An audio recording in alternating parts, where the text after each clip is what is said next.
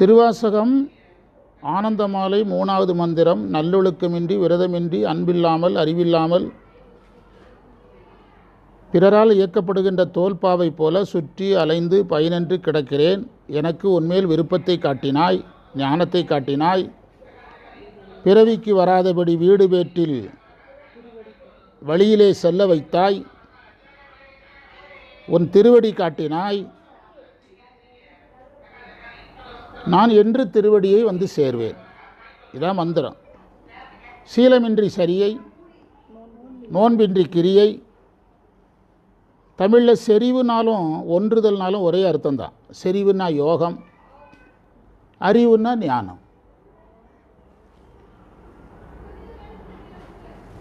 அப்போ அப்பர் என்ன மாணிக்கவாசகர் என்ன சொல்கிறான்னா, நான் சரியிலும் நிற்கலை, கிரியையிலும் நிற்கலை, யோகத்திலும் நிற்கலை, ஞானத்திலும் நிற்கலைங்க. அறிவின்றி தோலின் பாவை கூத்தாட்டாய். பாவை கூத்துன்னு கிராமங்களில் கூத்து நடத்துவாங்க. இப்போலாம் அது குறைஞ்சிட்டு சினிமாவில் வந்து காட்டுறான், இப்படி ஒரு கலை இருக்குதுன்னு காட்டுறான், அவ்வளோதான். ஆனால் நானெல்லாம் சின்ன பையனாக ஸ்கூலுக்கு போயிட்டுருக்கிற வயசில் கிராமங்களில் வந்து அவங்க வந்து இந்த பாவை கூத்து மகாபாரதம் ராமாயணம் தான் மெயினாக நடத்துவாங்க. மகாபாரத ராமாயணம் குறிப்பாக வந்து வைணவர்கள் இருக்கிற இடத்துல தான் இது நடக்கும். வைணவர்கள் இருக்கிற இடத்துல தான் நடக்கும். எங்கள் பகுதியில் வந்து எப்படி இப்போ அண்ணன்மார்னா கவுண்டர்கள் ஏரியாவில் நடக்கிற மாதிரி எங்கள் பகுதியில் இதுன்னா கோனார் சமூகத்தை சேர்ந்தவங்க மாடு ஆடு பரிசாக கொடுப்பாங்க. ஆடு மாடு ஆட்டுக்குட்டி கண்ணுக்குட்டி பரிசாக கொடுப்பாங்க சம்பளத்துக்கு. அந்த 10 நாள் நடத்துனதுக்கு சம்பளமாக கொடுப்பாங்க. அதனால தான் மெயின் ஐவன் யாரை விரும்புகிறது, அவங்கள விரும்புவான். ஆமாம், மாடு பரிசாக கொடுப்பாங்க, ஆடு பரிசாக கொடுப்பாங்க, கண்ணுக்குட்டி ஆட்டுக்குட்டி பரிசாக கொடுப்பாங்க. அதையெல்லாம் எனக்கு பார்த்த ஞாபகம் நல்லா இருக்குது. அந்த ராமாயண மகாபாரதத்தை அது காட்டு. இப்போ சினிமாலெலாம் அது வந்து இப்படி நடக்கும்னு சினிமாவில் எடுத்து காட்டுறான். அந்த கலையையே நம்ம வந்து 10 நிமிஷம் கூட நம்ம பார்க்க முடியாது. இன்றைக்கி நம்ம இருக்கிற ஸ்பீடில் ரொம்ப பொறுமையாக நடக்கும். அந்த ஸ்பீடில் நேச்சராக அப்படியே நடக்கும். சண்டைனா சண்டை மாதிரியே காட்டுவான். ராவணன்னா யார் வந்த மாதிரியே இருக்கும், அந்த மாதிரியே இருக்கும், அப்படி காட்டுவான். அந்த ஒரு தோல்பாவையை ஒருத்தன் இயக்கிற மாதிரி சுற்றி அலைந்து பயனற்று, ரொம்ப சுருக்கமாக சொன்னால் நாய் போலன்னு அர்த்தம். நாய்க்கு வேலை இல்லை, நேரம் இல்லை. அதாவது எந்த குறிக்கோளும் இன்றின்னு அர்த்தம். அங்காடி நாய் போல அலைந்து திரிந்தேனே, முடிஞ்சுது, அவ்வளோதான். அப்படி நான் இருக்கும்போது நீங்கள் வந்தீங்க, என்னெல்லாம் செஞ்சீங்கிறாரு. உங்கள் மேலே எனக்கு விருப்பத்தை காட்டினீங்க,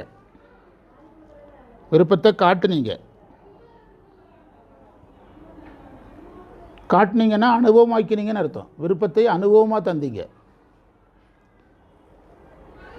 விருப்பத்தை அனுபவமாக தந்தீங்க, ஞானத்தை அனுபவமாக தந்தீங்க.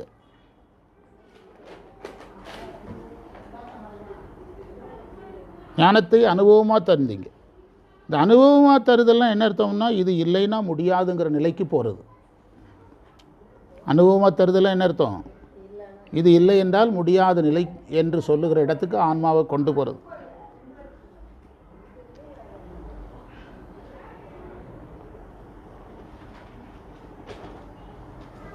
அதை காட்டினார்.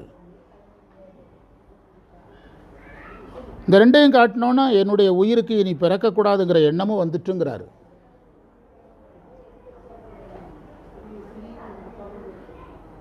அதுக்காக நீ எனக்கு திருவடியை காட்டினாய்னார். திருவடினா அருள், அருளை காட்டினாய்.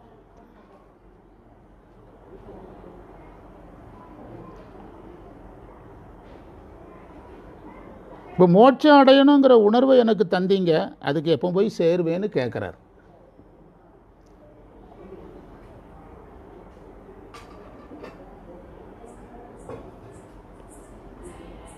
இதை நம்ம முதல்ல இருந்து பார்க்கணும். தவம் ஞானம் சாதிக்காமல் இருந்தேன், அதுதான் முதல் வரி. சீலமின்றி நோன்பின்றி செறிவின்றி அறிவின்றி. தவத்தையும் சாதிக்கலை, ஞானத்தையும் சாதிக்கலை. தோலின் பாவை கூத்தாட்டாக இருந்தேன்னு என்ன அர்த்தம்னா, சுழன்று விழுந்து கிடப்பேன்ட்டார். அதாவது மறைப்பு சக்திக்கு உட்பட்டு கிடத்தல் தான் கிடத்தல். என்கடன் பணி செய்து கிடப்பதை அங்கே பொருள் வேற, இங்கே விழுந்து கிடப்பேன்னு சொல்கிறாரு. விழுந்து கிடப்பேன். அப்பர் சுவாமிகளை அவங்க அக்கா வந்து சைவத்துக்கு கொண்டு வரும்போது உளந்தீர் எழுந்து இரிர் அப்படிங்கிறாங்க. உளந்தீர் எழுந்து இரிரில் ஒரு பொருள் இருக்குது, உளந்தீரில் ஒரு பொருள் இருக்குது சமணம். எழுந்துங்கிறது சைவத்துக்கு வந்துட்டீங்க, இரிர்னா சைவத்தில் ஸ்டாண்டர்டாக நில்லுங்க அப்படின்னு 3 பொருள். உளந்தீர் எழுந்து இரிர் அப்படிங்கிறாங்க. அப்போ கிடத்தல் என்பது பற்றுடையவராக மறைப்புக்கு உட்பட்டு உலகியலில் கிடக்கிறது. அதிலிருந்து என்னை மீட்கிறதுக்காக நீங்கள் அனுபவமாக செய்து காட்டின்னு 3 தடவை சொல்கிறேன். இதை நம்ம காலையில் கவனிக்கலை. மாலுங்காட்டி முதல்ல நீங்கள் எனக்கு விருப்பத்தை காட்டினீங்கன்னார். நீங்கள் முதல்ல எனக்கு விருப்பத்தை காட்டினீங்க. எந்த ஒன்றிலும் முதல்ல விருப்பத்தை தான் காட்ட முடியும். ஒரு கொய்யாப்பழம் வாங்க போனால் கூட அந்த கொய்யாப்பழத்தை நம்ம போகிறதுக்கு முந்தையே வெட்டி ஸ்டார் மாதிரி வெட்டி வச்சுருப்பான். நமக்கு அந்த ஸ்டாரில் எதையும் தரமாட்டான். ஆனால் அதை பார்த்த உடனே என்ன செய்ய, நமக்கு ஒரு ஈர்ப்பு வரும். அதை தின்னா பிரபஞ்சத்தில் உள்ள எல்லா நோயும் வரும். கார் போகிற வழியில் தானே அதை வச்சுருக்கிறான். காரு லாரிலாம் போகிற வழியில் தான் குப்பையை அள்ளி வீசிக்கிட்டு அது போயிட்டே இருக்கும். ஆனால் பார்க்குறதுக்கு அதை பார்த்த உடனே வாங்க தோணும். அதே மாதிரி அதில் ஒரு பீஸை வெட்டி நம்மளை என்ன செய்வான், சாப்பிட வைப்பான். எது வர்றதுக்காக, விருப்பத்தை உண்டு பண்ணுறதுக்காக. அது மாதிரி இறைவன் முதல்ல விருப்பத்தை காட்டிட்டாராம், பிறகு வழியையும் காட்டிட்டாராம். அந்த விருப்பத்தை அடைவதற்கான வழியை தான் நம்ம ஞானம்னு சொல்லியிருக்கிறோம். பிறகு இந்த உயிர் மோட்சத்துக்கு போடுங்கிறதுக்காக கோலம் காட்டினார்னா, கோலம்னா குரு. ஆமாம், அந்த கணக்கிலா திரு கோலம் நீ அழுக்கொண்டிடு. குரு வருவதற்கு முன்பு சரீகிரிய யோகம் ஞானம் இல்லைனாலும் யார் வந்த பிறகு வந்துடும். இப்போ இங்கே ஒரு கேள்வி இருக்குது. அப்போ சரீகிரிய யோகம் இல்லாமல் வீடு பேரான்னா குரு வந்தாச்சுல்ல, வந்தால் உடனடியாக என்ன செய்வார், கொடுப்பார். நீங்கள் அது கொடுத்து தான் அந்த உயிரை நெறிப்படுத்துவார். பெற்றான் சாம்பானுக்கு தீக்கை கொடுத்து மோட்சம் கொடுக்கவும், மோட்சம் கொடுக்கவும் கிடையாது. ஆமாம், பெற்றான் சாம்பானுக்கு தீக்கை கொடுத்து மோட்சம் கொடுக்கவும்னு தான் இறைவன் கடிதம் கொடுத்தார். மோட்சம் கொடுக்கவும்னு கொடுக்கல. அதனால் இறைவன் வந்த உடனே அது கிடைக்கும். அதாவது அந்த நம்முடைய கவர்மெண்ட்டுடைய இதுகளில் அலுவல்களில் முன்னேற்பு பின்னேற்புன்னு ஒரு வார்த்தை பயன்படுத்துவாங்க. இப்போ நீங்கள் முனைவருக்கு படிக்கணும்னா அரசாங்க பள்ளியில் இருந்தால் கவர்மெண்ட்டை பெர்மிஷன் வாங்கணும். வெளியே இருந்தீங்கன்னா கேட்க வேண்டியதில்லை. அரசாங்கத்துக்கிட்ட இருந்தீங்கன்னா மேல் படிப்பு என்ன படித்தாலும் யார்கிட்ட பெர்மிஷன் வாங்கணும், பெர்மிஷன் வாங்கணும். கவர்மெண்ட் உங்களுக்கு பெர்மிஷன் கொடுக்கும்போது இந்த கல்வியை காரணமாக வைத்துக்கொண்டு நான் இதற்கு மேல் பதவி கேட்க மாட்டேன், இதை காரணமாக வைத்துக்கொண்டு அதிக ஊதியம் கேட்க மாட்டேன், இதை காரணமாக வைத்துக்கொண்டு அதிக விடுமுறை எடுக்க மாட்டேன் அப்படின்னு அந்த கண்டிஷனில் கையெழுத்து வாங்கி பெர்மிஷன் தரும் கவர்மெண்ட்டு. இதுக்கு முன்னேற்புன்னு பேர்.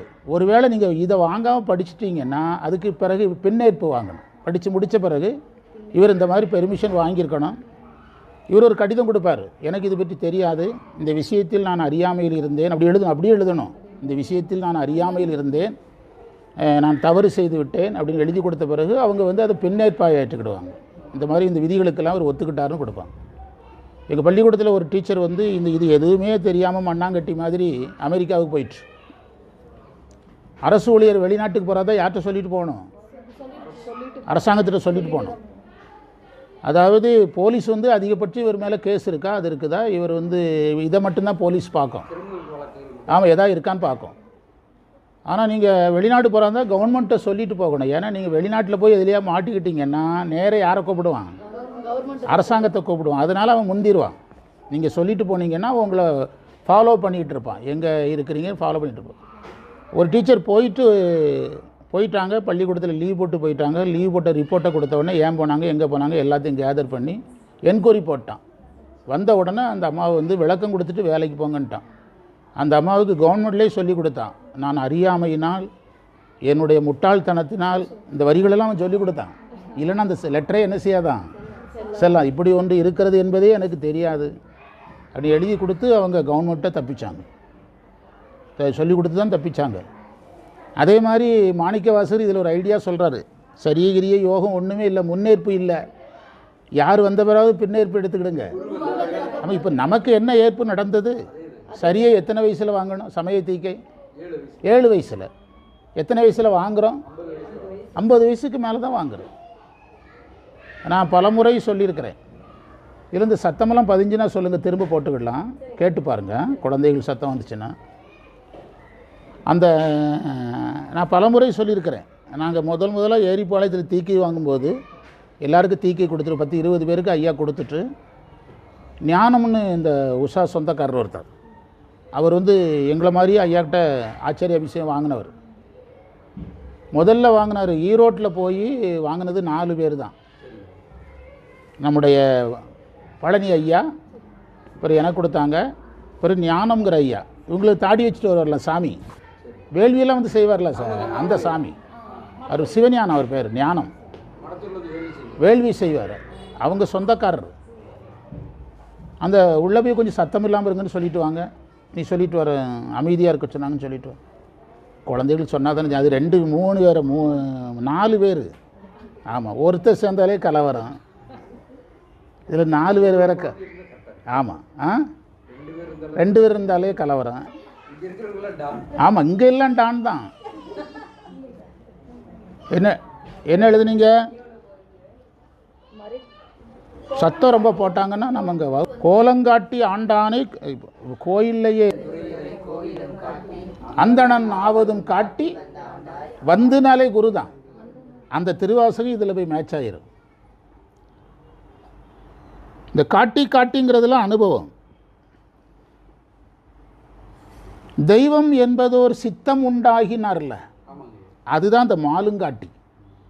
தெய்வம் என்பதோர் சித்தம் உண்டாகின்னு சொன்னார்ல, அதுதான் மாலுங்காட்டி.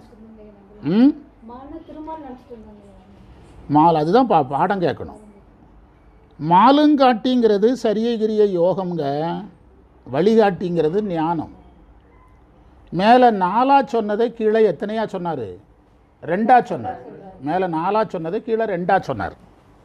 மாலுங்காட்டினா சரியகிரிய யோகம், வழிகாட்டினா ஞானம். வாரா உலக நெறியேறங்கிறது வீடு வேறு. இதையெல்லாம் காட்டுறதுக்காக யாராக வந்தார்? குருவாக வந்தார். இதை தசகாரியத்தில் பொருத்துனீங்கன்னா தான் உங்களுக்கு இந்த திருவாசகம் புரியும். இது தசகாரியத்தில் பொருத்துனீங்கன்னா சிவபோகம் கேட்குறாரு. என்ன கேட்குறாரு? கேட்குறாரு. அதனால தான் இது ஆனந்த மாலைங்கிறது ஆனந்தம் அடைந்த நிலை அல்ல, அடைவதற்கான விருப்ப நிலை. அதுதான் கல்யாண மாலைங்கிறத உதாரணமாக சொன்னேன். கல்யாண மாலைன்னு அதுக்கு பேர். ஆனால் அதுக்காக அங்கே கல்யாணம் நடக்குதுன்னு முடிவுக்கு என்ன செய்யக்கூடாது. கல்யாணமே அங்கே நடக்காது, தேர்ந்தெடுப்பாங்க, அவ்வளோதான். அதுக்கு ஒரு கல்யாணம் நடக்கலாம், நடக்காமல் என்ன செய்யலாம், போகலாம். ஆமாம், அந்த ஆசைகளை எல்லாம் அதில் எடுத்து சொல்கிறாரு. அதனால தான் சிவானுபவ விருப்பம்னு சொன்னார். கணியூர்கார் ஒரு இன்ஜினியர் ராமகிருஷ்ணன் பேர், அவர் பேர் இன்ஜினியர் ராமகிருஷ்ணன்பாங்க. மேல்நிலை வகுப்புக்கு போன மேல்நிலை வகுப்புக்கு வந்துட்டு டீ பிரேக்கில் ஓடினார்ல ஒருத்தர், சிவப்பு சட்டக்காரர், அவர் தான். அவர் சேவை செய்கிறதுல பெரிய மனிதர், லட்சக்கணக்கான பணத்தை செலவழித்து சேவை செய்வார். ஒரு தடவை ஒரு குறிப்பிட்ட சமுதாயம், அவங்க சமுதாயத்தை சேர்ந்தவங்களுக்கெல்லாம் இந்த மாதிரி கல்யாண மாலை நடத்தி தேர்ந்தெடுத்தாச்சு. பொண்ணு மாப்பிள்ளை மேட்ச் ஆயிடுச்சு. கல்யாணம் எங்கள் சமுதாய சார்பில் அப்படின்னாரு. என்ன பாண்டிய வேளாளர் மண்டபத்தில் கல்யாணத்தை நாங்கள் நடத்திடுறோம். ஒரு வாரத்துக்குள்ளே அந்த 4 நட்சத்திரங்களெல்லாம் பார்த்து திங்கக்கிழமை யாருக்கு பொருந்தது அன்னைக்கு, செவ்வாய்க்கிழமை யாருங்க வச்சு நடத்திடும் அப்படின்னார். இவனும் இவரை பயன்படுத்தி கல்யாண மாலை வரைக்கும் வந்தவன் எதுக்கு வரமாட்டேன்ட்டான். என்ன காரணம்னு கேட்டதுக்கு, எங்கள் ஃபேமிலி கெப்பாசிட்டிக்கு நாங்கள் கிராண்டாக செய்வோம், நாங்கள் பெரிய மண்டபம் பிடிப்போம், எங்களுக்கு சொந்தக்காரங்க நிறையா வருவாங்க, அதுக்கெல்லாம் நீங்கள் பொறுப்பேற்பீங்களா? பணத்துக்கு என்ன செய்வா? இவருக்கு ஏழைன்னு நினச்சிக்கிட்டு இவர் பேசிகிட்டு இருந்துருக்கிறாரு. பணம் இருக்கிறதுனால தான் நடத்துவோன்னு சொல்கிறோம். அதுலேயே அவர் அந்த சமூக சேவையை தோட்டாவை டக்குன்னு அப்படியே கீழே போட்டார்.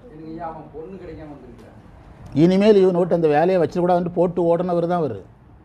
அதுக்கு பிறகு தான் அவங்ககிட்ட காசு இருக்கிறது சொல்கிறோம், நாங்கள் தனியாக மண்டபம் பிடிப்போம், பணம் இல்லைன்னா வட்டிக்கு வாங்கி நடத்துவோம், உங்களுக்கு என்ன அப்படின்னு ஒருத்தன் கூட யார் மூலமாக கல்யாணம் நடத்தலை. அதே மாதிரி மாணிக்க வாசகர் நம்ம நிலைமையை சொல்லிகிட்டு இருக்கிறாரு. ஆனந்த மாலைன்னு பேர் வச்சுட்டாரு. பிஹெச்டி போய் சேர்ந்தவொடனே மேலே பிஹெச்டின்னு போட்டு மேலே ஒரு கோடை போட்டுருவான். அது மாதிரி ஆனந்த மாலை, புரியுதா? இது நீங்கள் ஆனந்தத்தோடு பாடக்கூடாது. சரியே இல்லைங்கிறார், அதில் என்ன சந்தோஷம்? எவ்வளோ வெக்கமில்ல படணும். சீலம் இன்றி நோன்பு இன்றின்னு அழணும். செறிவே இன்றி அறிவு இன்றி. அறிவு இல்லைங்கிறத எப்படி சார் சந்தோஷமாக பாடுறீங்க? எனக்கு அது புரிய மாட்டேக்கு. அறிவு இல்லைங்கிறத எவனா சந்தோஷமாக பாடுறேன்னா எவ்வளவு அறியாமை. தோலின் பாவை கூத்தாட்டாய் சுழன்று விழுந்து கிடப்பேனை மாலும் காட்டி வழிகாட்டி வாரா உலக நெறி ஏற கோலம். இது சந்தோஷமாக சொல்லணும். கோலம் காட்டி ஆண்டானை கொடியேன் என்றோ கூடுவதே. அது சோகம் கலந்து கிடக்கு. சோகமும் மகிழ்ச்சியும் சோகமும். ரொம்ப சிம்பிளாக சொன்னால் நான் அழுது கொண்டே சிரிக்கிறேன், அழுகிறேன். அதுதான் இந்த பதிகம். இதில் அழுகையும் வரக்கூடாது, சிரிப்பு மாறி மாறி வரணும். அதான் சொல்கிறேன். அந்த திருவாசகத்தை ரிப்பீட்டடாக போட்டுவிடுங்க. கொஞ்சம் புதுசு சேர்த்து போட்டிருக்கிறோம், இதை போட்டுவிடுங்க. ஒரு பண்டார சாத்திரம் பார்த்தா வகுப்பு நிறைவு. டைம் பார்த்துடுங்க, 7:30 இங்கே மடத்துக்குளங்காரங்கெல்லாம் கிளம்பணும். ஒரு மந்தர். ஆமாம், பண்டார சாத்திரத்தில் ஏதோ ஒரு பகுதியை கொஞ்சம்